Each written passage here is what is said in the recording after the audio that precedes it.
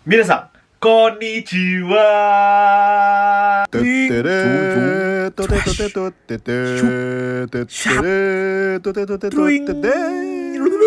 Oke, jadi kita semua tahu kalau misalnya akhir-akhir ini karena pandemi COVID-19 ini kita harus stay at home, kita harus social distancing dan sebagainya. Tapi sebenarnya kenapa sih kita harus melakukan hal itu gitu? Nah, sebenarnya hal-hal tersebut itu ada hubungannya dengan matematika. Jadi di video kali ini aku mau membahas hubungan COVID-19 dengan matematika. Oke, kita mulai dari pertanyaan. Kenapa sih kita harus social distancing? Kenapa sih kita harus karantina di rumah? Kita nggak boleh keluar-keluar? Kenapa sih sekolah itu sampai diliburin? Bahkan UN di-cancel loh. Kenapa? Banyak konser-konser dan acara-acara besar ditunda, ibadah-ibadah ditunda, bahkan event paling besar juga ditunda, yaitu Tokyo Olympic 2020. Beda sedikit cerita, aku menjadi wakil Indonesia untuk bawa obor di Tokyo Olympic 2020. Tapi karena di-cancel dari tahun depan, akhirnya aku tetap bawa obor, tapi eventnya tahun depan. Doain ya supaya lancar. Oke, balik ke topik. Terus kita mungkin nanya, ini semua tuh gak lebay ya? Kenapa sih harus segininya? Emang gak bisa tuh orang-orang yang sakit aja dirawat di rumah sakit, yang sisanya ya keluar-keluar aja terserah gitu? Kenapa kita semua harus di rumah masing-masing? Nah, jawabannya ada di grafik ini. Jadi gini guys, kurva ini menunjukkan pola terjadinya suatu wabah penyakit. Sumbu X itu menunjukkan waktu atau durasi terjadinya suatu wabah, sedangkan sumbu Y itu menunjukkan jumlah kasusnya. Nah, kurva pertama itu menunjukkan penyebaran wabah yang rapid. Jadi penyebaran wabahnya itu cepat banget, sehingga banyak orang sakit dalam waktu yang singkat. Terus ada kurva kedua. Kurva kedua ini menunjukkan penyebaran wabah yang lambat. Jumlah orang yang sakit itu lebih tersebar dalam periode waktu yang lebih lama.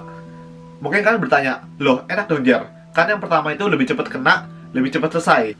Tunggu dulu, ada hal menarik yang harus kita perhatikan dari kedua kurva ini, yaitu sebenarnya jumlah orang yang sakit di kurva pertama dan kurva kedua itu sama. Lah, terus bedanya apa dong? Nah, di sini ada satu garis yang kita harus perhatikan baik-baik. Garis apa itu? Jadi satu garis ini menunjukkan kapasitas fasilitas kesehatan kita, yaitu jumlah rumah sakit, jumlah tempat tidur, jumlah dokter, jumlah perawat, jumlah alat kesehatan, dan lain sebagainya. Jadi kita sekarang bayangin kalau kejadiannya di kurva pertama, banyak orang sakit dalam waktu yang singkat.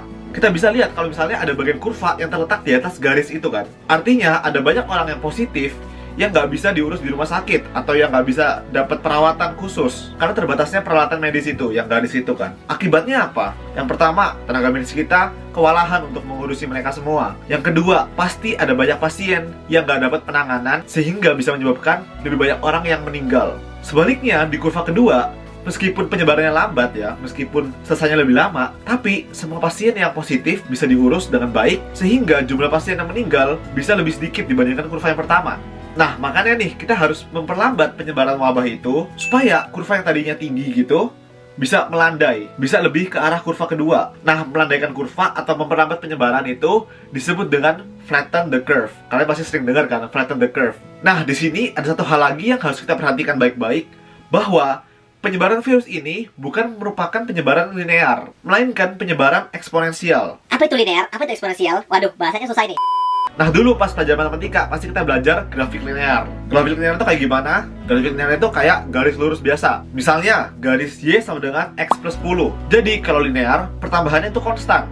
Setiap hari tambah 10, tambah 10, tambah 10, tambah 10. Tapi itu beda dengan kasus kali ini. Kasus kali ini itu bersifat eksponensial. Maksudnya apa? Nah, kita coba pikirin contoh sederhana, nggak usah virus dulu. Kita coba bayangin ada toples nih ya. Dalam toples ini, ada satu bakteri lucu yang bisa berkembang biak menjadi 2 setiap harinya. Lalu toples ini bisa menampung 1000 bakteri ini.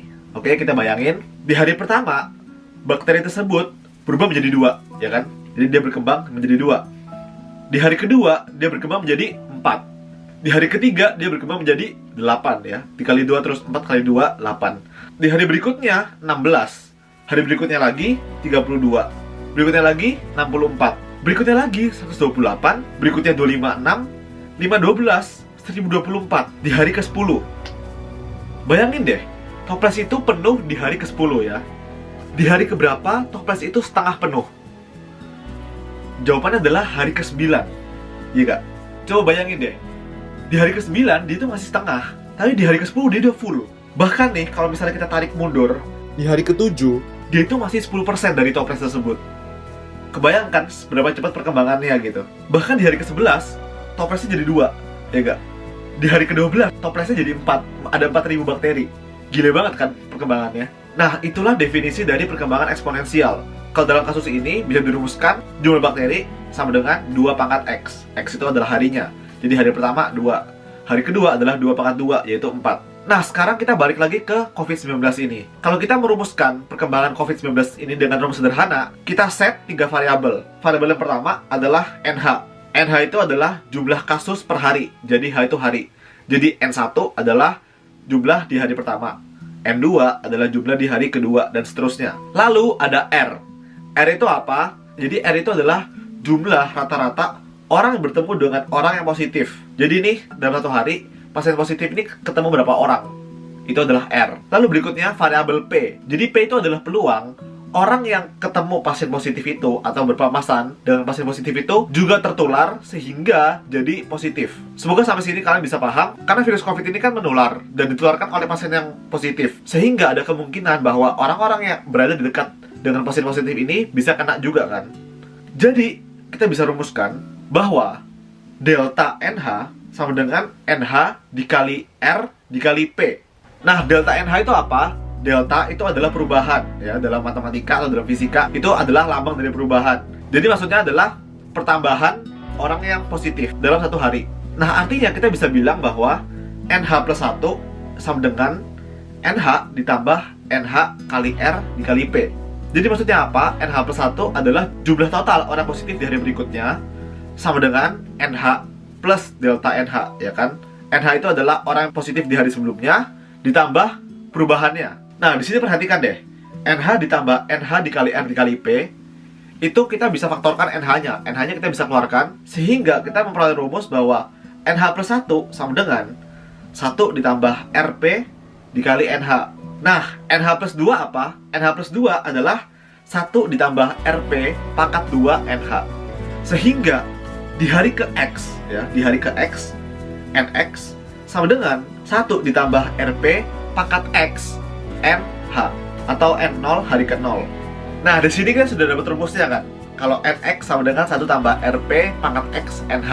Nah, pertanyaan terakhir adalah gimana cara kita bisa mengurangi NX? NX adalah total pasien yang positif di hari ke X, yaitu dengan mengurangi R dan P tersebut.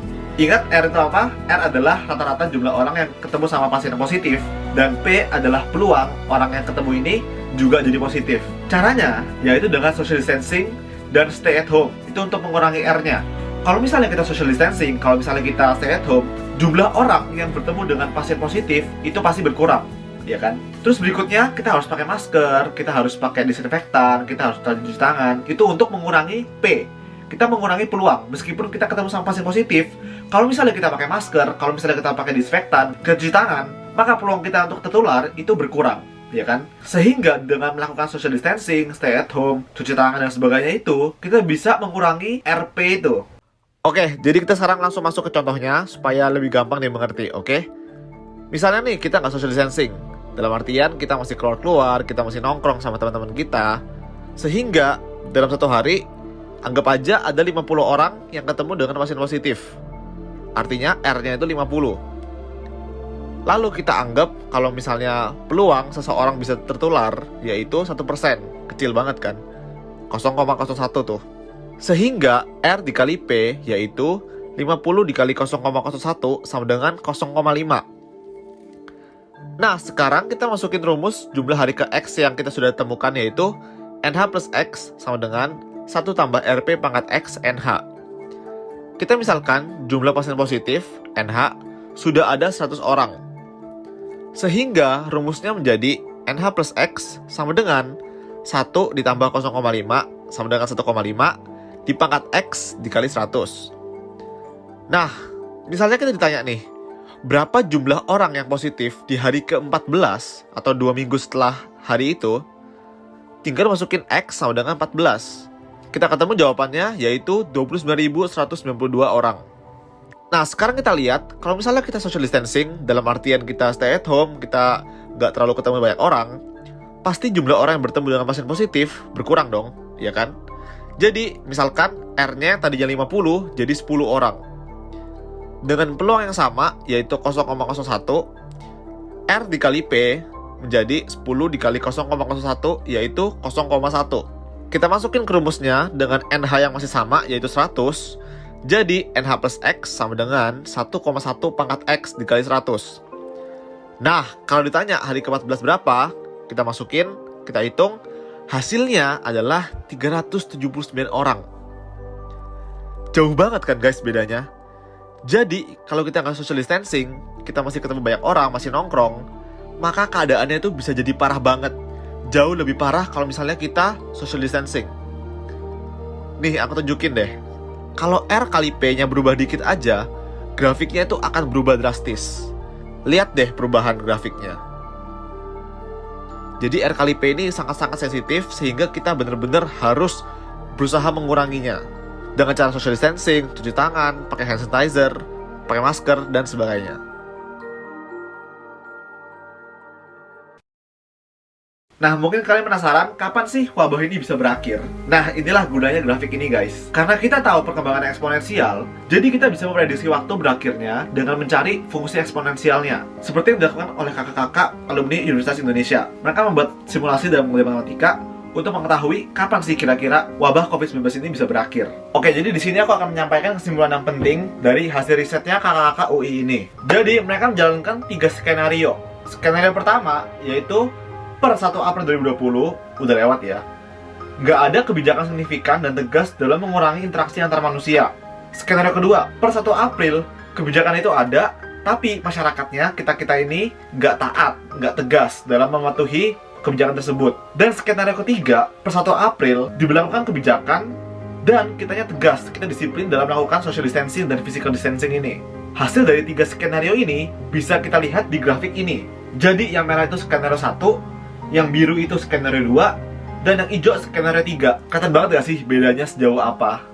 Kalau kita menjelaskan grafik ini, skenario pertama nih, puncak pandeminya terjadi tanggal 4 Juni dengan 11.319 kasus baru, total kasusnya itu ratusan ribu. Berakhir pada akhir Agustus atau awal September. Skenario kedua, puncak pandeminya 2 Mei dengan 1.490 kasus baru dan akumulasi kasusnya atau totalnya 60.000. Nah, skenario 3, puncak pandeminya itu tanggal 16 April dengan 500 kasus baru dan total kasus positifnya 17.000 kasus. Lihat gak? Jauh banget bedanya ketika kita benar-benar social distancing sama ketika kita santai aja gitu. Guys, jadi dari video ini dengan simulasi matematika dan perhitungan matematika, kita tahu sekarang betapa pentingnya social distancing.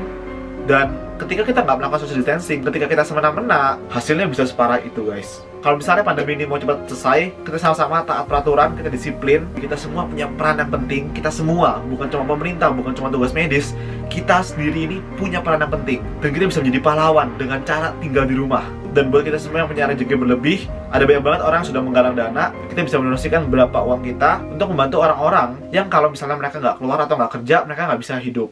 Ayo kita berjuang bersama-sama untuk bisa melawan pandemi ini. BTW guys, kalau misalnya kalian masih mau belajar lebih lagi tentang materi eksponen dan juga eksponensial ini, kalian bisa belajar lebih lanjut di aplikasi Zenius di kelas 10 Matematika Peminatan. Atau misalnya kalian penasaran dengan virus dan sistem imun tubuh manusia, kalian juga bisa belajar di app Zenius. Materi tentang virus ada di kelas 10 dan materi tentang sistem imunitas ada di kelas 11. Oke, jadi begitulah pentingnya social distancing dan juga pentingnya kita menjaga kesehatan kita untuk mengurangi penyebaran COVID-19 ini. Mari kita terus sama-sama berdoa dan juga mengingatkan teman-teman kita untuk social distancing dan menjaga kesehatan sehingga wabah COVID-19 ini dapat selesai dengan secepatnya. Oke, jadi semoga video kali ini bermanfaat dan silakan share video ini, semoga semakin banyak yang bisa mendapatkan manfaatnya. Buat kalian semua yang sudah menonton, arigatou gozaimashita. Ja, mata ne, mantapu, jiwa.